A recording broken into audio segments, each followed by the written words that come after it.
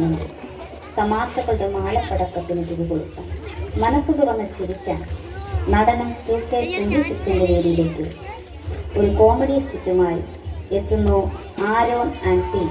പ്രിയ കലാസ്നേഹികളെ, Inchakkad Kidukkachi comedy troupe അവതരിപ്പിക്കുന്ന comedy സ്കിറ്റിലേക്ക് ഏവർക്കും സ്വാഗതം. ഹലോ തമ്പി പറ, എത്ര വീഡിയോ ഇറങ്ങിയത് പറഞ്ഞാലും ചിലർക്ക് ശബ്ദത്തിലാണ് കമ്പം. ഞാനും സൂക്ഷ്മയും കൂടി രാത്രിയിൽ ഇടവഴിയിലൂടെ പോകുമ്പോൾ തമ്പേ എന്നൊരു മഴ. ഓ തമ്പി പറ, എന്തിനാ എന്നെ വിളിച്ച് അത് പറയാനാണ് പറഞ്ഞത്? എന്റെ വീടിന്റെ പെരവാസ്തോലിയ. എന്താ തൊലി? ഓ എന്റെ വീടിന്റെ പാല് കാച്ചാണെന്ന്. എന്താ വേണം? 2 സെറ്റ് ട്യൂബ് വേണം. ട്യൂബിനകത്താണോ പാല് വെച്ചത്? എല്ലാ ലൈറ്റ് വർക്കർമാരും കാർ വാങ്ങി വീട് വാങ്ങി സെറ്റപ്പായി. നീ ഇപ്പോഴും ഇങ്ങനെ ഇരിക്കുന്നതിന്റെ കാരണം മനസ്സിലായി? മനസ്സിലായില്ല. നിന്റെ ഈ മുണങ്ങ വർത്തമാനം നിന്റെ ഉച്ചിയിൽ ശംഖു വിളിച്ചതല്ല, ഞാനൊരു പെയിന്റർ ശംഖു വിളിച്ചായിരുന്നോന്ന്. എന്തിന്? നമ്മുടെ അടുക്കളയുടെ അകത്ത് അവന് ചുമന്ന വര വരച്ചിട്ടില്ലേ, അതുപോലെ തന്നെ നമ്മുടെ ബെഡ്റൂമിൽ ഒരെണ്ണം വരയ്ക്കണം. അത് ചുമന്ന വര വരച്ചതല്ല, പണി ശരിയാവാഞ്ഞിട്ട് അവന്റെ മുഖം ഭിത്തിയെ പിടിച്ച് ഉരച്ചതല്ല. അവനെ ഉരയ്ക്കുമ്പോൾ അവന്റെ കൂടുള്ളവർ നോക്കി നിൽക്കുമോ? അവൻ എന്റെ മുഖം പിടിച്ചു വെച്ച നിനക്കൊരു കാര്യം അറിയാം, എന്റെ കഴിഞ്ഞ കാല ജീവിതം ആന്റപ്പന്റെ ദിക്കറിലായി.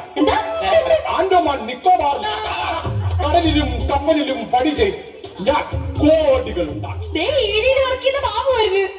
ലക്ഷങ്ങൾ ഉണ്ടാക്കി. മറ്റൊരു കാര്യം അറിയാം, 35 വർഷം കൊണ്ട് കഷ്ടപ്പെട്ടുണ്ടാക്കിയ വീടാണ് ഈ വീടിന്റെ പാല് കാച്ച്. കേട്ട് കേട്ട് മടുത്ത് ചേട്ടന്. നല്ല 5 ഡയലോഗാണ് ഞാൻ പറഞ്ഞിരുന്നെങ്കിൽ അത് 100 കേറിയ. സത്യം പറഞ്ഞാൽ ഞാനൊരു മണ്ടനാണോ എന്നാണ് എന്റെ സംശയം. എന്റെ പൊന്നു ചേട്ടൻ, നിങ്ങൾ എങ്ങനെ ഇങ്ങനെ മണ്ടനായത്? എന്റെ അമ്മ എന്നെ 7ാം മാസത്തിലാണ് പ്രസവിച്ചത്, അതുകൊണ്ടായിരിക്കും ഞാൻ മണ്ടനായി പോയത്. തമ്പി, നീ എന്നോട് പറഞ്ഞില്ല. ഇനി അതിന് പരിഭവം. എന്റെ അമ്മ എന്നെ 7ാം മാസത്തിലാണ് പ്രസവിച്ചത്. ഞാൻ അതാണോ പറഞ്ഞത്? നിന്റെ ഈ വീടിന്റെ പാല് കാച്ചിട്ട് എന്നോട് പറഞ്ഞില്ല. ആളിനെ എനിക്കങ്ങോട്ട് മനസ്സിലായി. മോക്ക് മനസ്സിലായി. ഐശാബ് മാമൻ. മാമന് പോയി കുടിക്കാൻ എന്തെങ്കിലും എടുത്തിട്ട് തമ്പിയെ, ഈ എന്താ എന്നെ വിളിച്ചില്ലെങ്കിൽ നല്ല അടിപൊളി വീടൊക്കെയാണ് നീ വെച്ചിട്ടേക്കുന്നത് കേട്ടോ.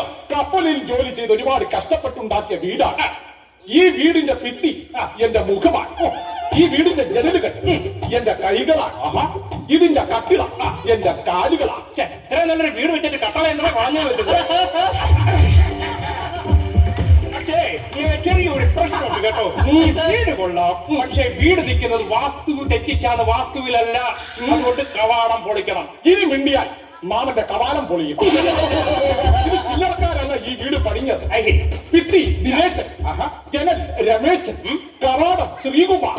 അത് ഈ റേഡിയോയിലൊക്കെ പാട്ട് പാടുന്നാവല്ലേ? അത് കാവാലം ശ്രീകുമാർ, കവാടം ശ്രീകുമാർ. അങ്ങനെ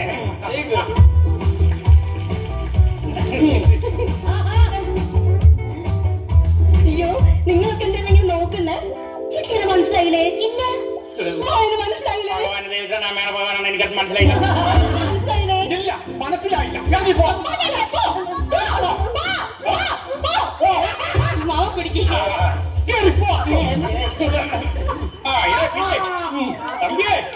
മോളെന്ത് ചെയ്യുന്നു? മുകളിൽ ഇപ്പൊ ഒന്നും ചെയ്യാൻ താല്പര്യമില്ല. പൈസ ആയിട്ട് റൂഫിനടിക്കാം. അതാണോ ഞാൻ ചോദിച്ചത്? എനിക്കൊരു മോളുണ്ടായിരുന്നു, അവൾ എന്ത് ചെയ്യുന്നു? അവള് പഠനമൊക്കെ കഴിഞ്ഞ് ഇവിടെ വന്നിട്ടുണ്ട്. ഞാൻ വിളിക്കാം. മോളെ,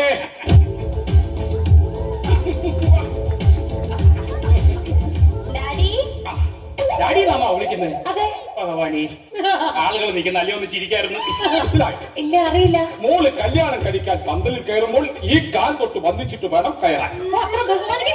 അല്ല, ഇല്ലെങ്കിൽ തലയിൽ കൈവച്ച് പ്രാവും. വളരെ കഷ്ടപ്പെട്ടിട്ടാണ് ഈ വീട് വെച്ച് തന്നേക്കുന്നത്.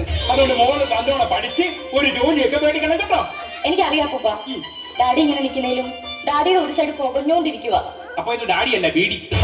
ഇന്നലെ എന്റെ ഡാഡി ഷിപ്പിലായിരുന്നല്ലോ. പിന്നെ കേട്ടിട്ട് ഇന്നലെ ഡാഡി വിൽസൺ ആയിരുന്നല്ലോ. അതെ അങ്കിളെ, ഷിപ്പിൽ ഒരുപാട് കഥകളൊക്കെ എനിക്ക് പറഞ്ഞു തന്നിട്ടുണ്ട്. ഡാഡിക്ക് ഒരു കൂട്ടാനുണ്ടായിരുന്നു അവിടെ. കപ്പിത്താനായിരുന്നു ഉണ്ണിത്താൻ. ഉണ്ണിത്താനാണോ കപ്പിത്താനാണോ ഏതെങ്കിലും ഒന്നിൽ ഉറച്ചു നിൽക്കി. കപ്പിത്താനായിരുന്നു പേര്, ഉണ്ണിത്താനായിരുന്നു ജോലി.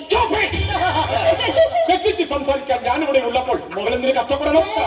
അത് ശരി, പറഞ്ഞാ കേൾക്കാം. കപ്പി അപ്പി ഉണ്ണിയപ്പ മുഖം കൊണ്ട് ഇത് പറയല്ലേ, ഞാൻ അവിടെ തന്നെ കേട്ടോളാം. അപ്പോൾ തന്നെ പറഞ്ഞാൽ മതി. എന്നിട്ടേ ഡാഡി ഒരു ദിവസം കപ്പലിൽ ഇങ്ങനെ യാത്ര ചെയ്തുകൊണ്ടിരിക്കുമ്പോ ദേ വരുന്നു. എന്തുവാ? അത് ശരി, മോളല്ലേ നുണ പറഞ്ഞു തുടങ്ങിയത്. അപ്പൊ അറിയാവോ? തിരമാല. പിന്നെ കടലിൽ തിരമാലയല്ലാതെ വനമാല വരൂ. ഒരു നീലത്തിമിംഗലം. എങ്ങനെ? ഒരു നീലത്തിമിംഗലം. കപ്പല് കുളിക്കാൻ നിൽക്കുവോ? ഈ പുള്ളി കഥ പൊളിക്കാൻ നിൽക്കുക. കഥ പറഞ്ഞേ. എന്നിട്ടേ ഡാഡി തോക്കെടുത്ത് ടിഷും ടിഷുന്ന് വെടിവെച്ച് ചേർത്ത് തെറിപ്പിച്ച തിമിംഗൽ. മോൾ എന്തുവരെ പഠിച്ച്? ഞാൻ PG കഴിഞ്ഞ്. ഇത്രയും വിദ്യാഭ്യാസമുള്ള ഒരു കൊച്ചിനെ ഇത്രയും വലിയ നുണ പറഞ്ഞ് പറ്റിച്ചല്ലോ. ചേട്ടനാ അമ്മായിയെ വിളിച്ചു. അമ്മായിയുടെ അമ്മ. നമസ്കാരം, ഞാൻ നേരത്തെ പോയിട്ട് വരാൻ കുറച്ച് താമസിച്ചു. ചേച്ചിന്നൊരു മൈൻഡ് ചെയ്യാൻ നിൽക്കുന്നേ അറിഞ്ഞൂടെ? എന്നല്ലേ പറഞ്ഞു അമ്മാവനെ ആലോചിച്ചോക്കി അറിഞ്ഞൂടെ? എനിക്ക് മമ്മി മനസ്സിലായില്ല എന്നെ. ഇല്ല, എനിക്ക് മനസ്സിലായില്ല.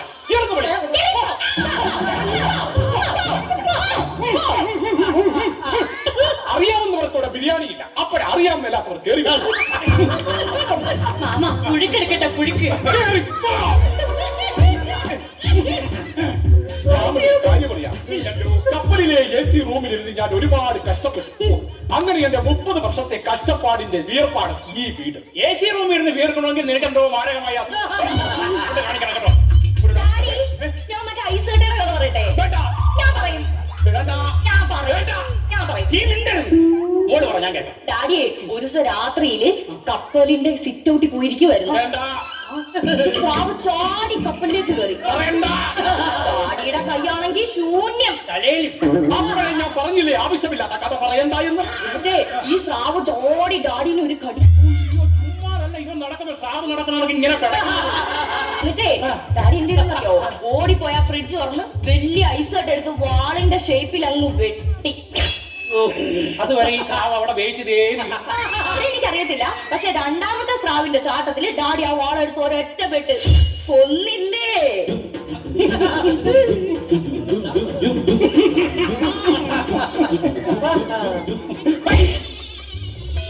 കൊച്ചുനാളിൽ പാപ്പം തിന്നാതിരുന്നപ്പോൾ പേടിപ്പിക്കാൻ വേണ്ടി പറഞ്ഞ കഥയാണ്.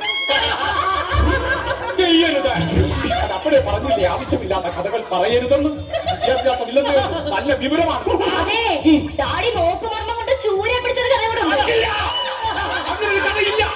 ഇല്ല, ഉണ്ട്. മുമ്പേ വെച്ച് ഓർമ്മി തന്നതേ ഉള്ളൂ. ഇനി വെച്ച് ഇടിച്ചു തരും. അങ്ങനെ ഒരു കഥ ഇല്ല. ഇല്ല, ഇല്ല, കഥയില്ല. ഞാൻ ഒരു കാര്യം പറയാം. ഇവക്കും ഒന്നും പറയാനില്ല. കഥയില്ല. നമ്മുടെ വീട് പണിത കോൺട്രാക്ടർ ഇല്ലേ, അയാളുടെ വിളക്കുകൊണ്ട് നമ്മുടെ വീട്ടകത്തോട് കയറുന്നു. അതെന്ത് ന്യായം? നമ്മൾ പാല് കാച്ചേണ്ട വീട്ടിൽ വിളക്കും കൊണ്ട് നമ്മളല്ലേ കയറേണ്ടത്? അതല്ലേ ന്യായം? വീട് പണിത ഫുള്ള് പൈസ കൊടുത്താലേ അയാൾ അതിനകത്തോട് കയറത്തോളെന്ന് പറഞ്ഞു. അയാൾ പറഞ്ഞതല്ലേ ന്യായം?